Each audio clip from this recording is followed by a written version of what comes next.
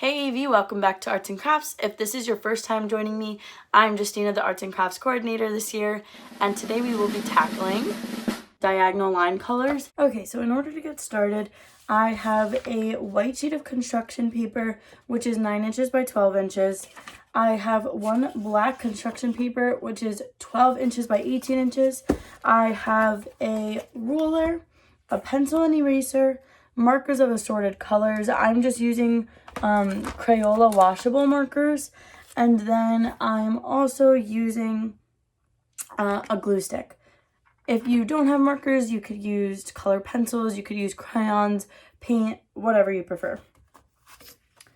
So for step one, what you're going to do is you're going to take your white construction paper.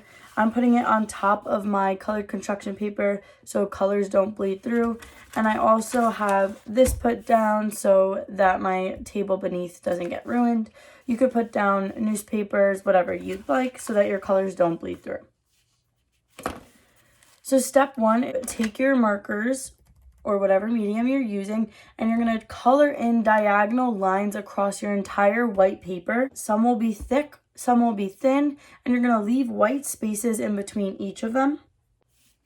The order of colors doesn't matter.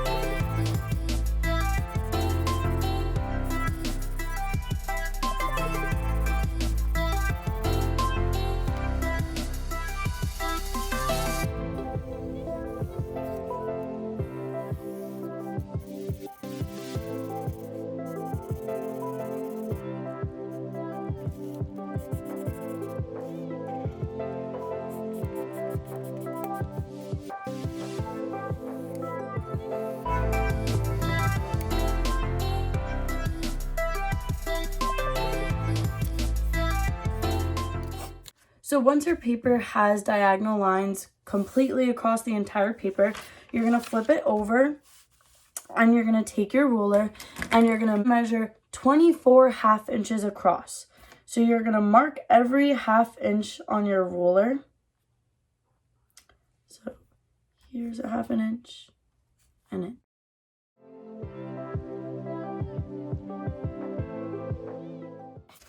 That should be 24 half inches.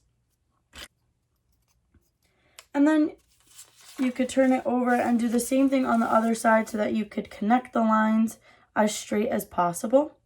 So half an inch, 1 inch.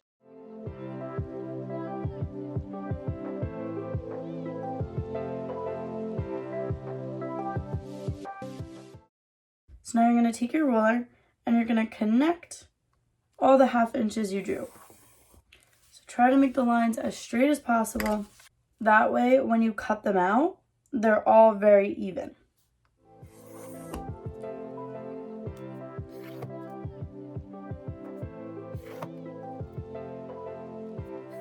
So this is what it's looking like so far. And you're just going to continue that until all of the half inches are connected across your entire paper.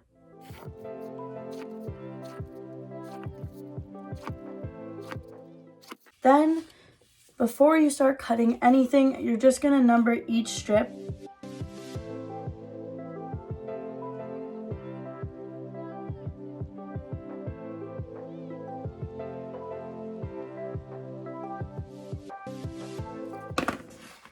So your paper should look like this.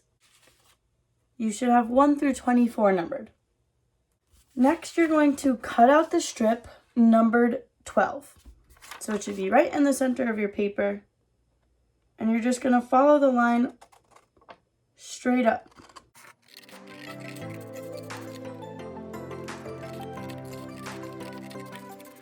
So once you cut out number 12, you're going to place your black construction paper vertically. And you're gonna take your stripped marked number 12.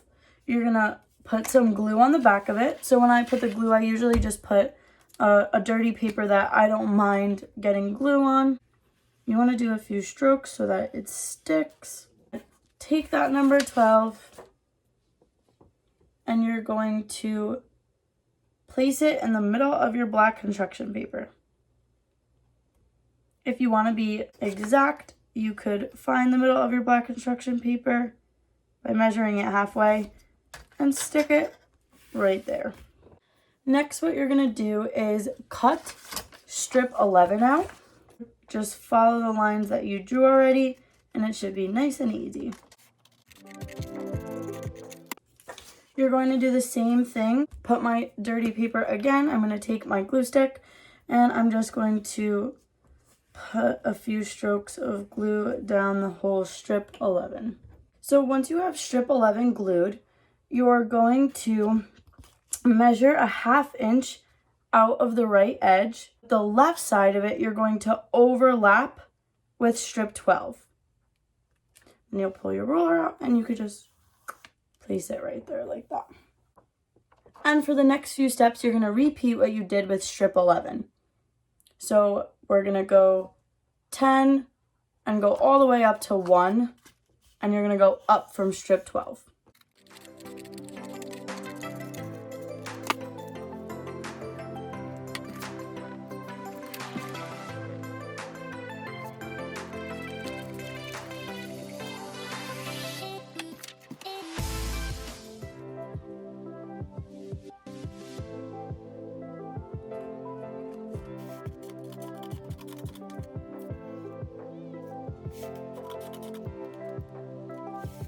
If your strips start going off the paper, that's okay. It's actually added effect.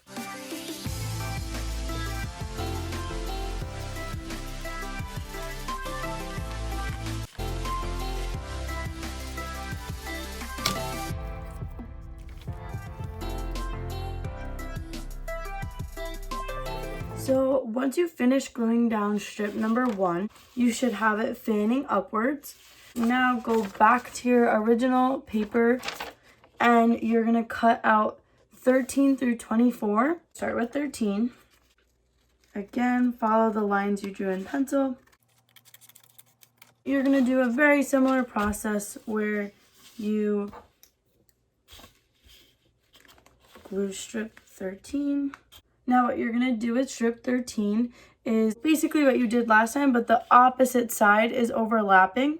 And again, you could measure the 1/2 inch on the left side, but you could also just wing it if you would like as well. And you're going to continue that step with 14 through 24.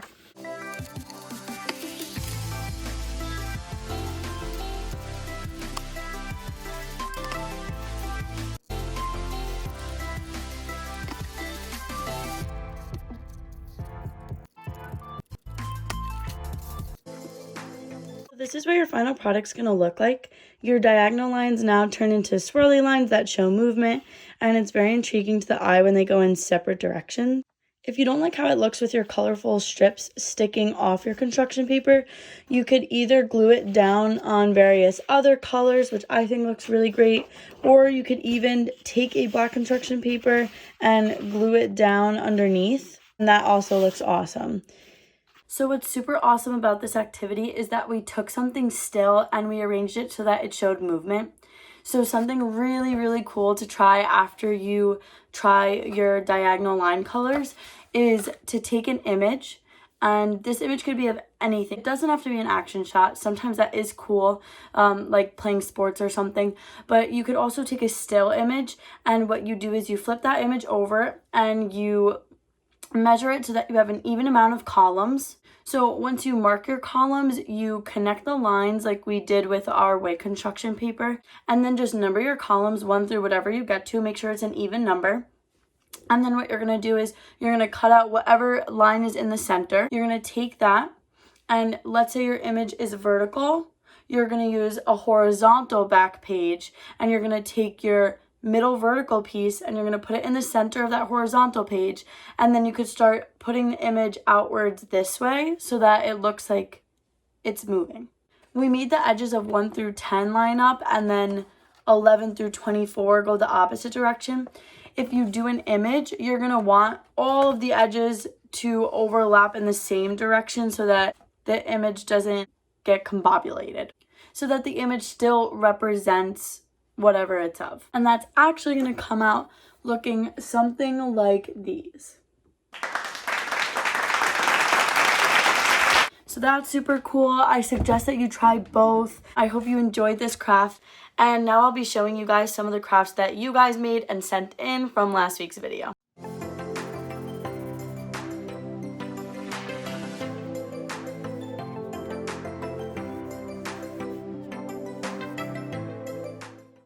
If you do end up doing one of these, please send images, videos in of your piece so that we can see them. If you do an image, that would be awesome. I would love to see it. Please send those in as well.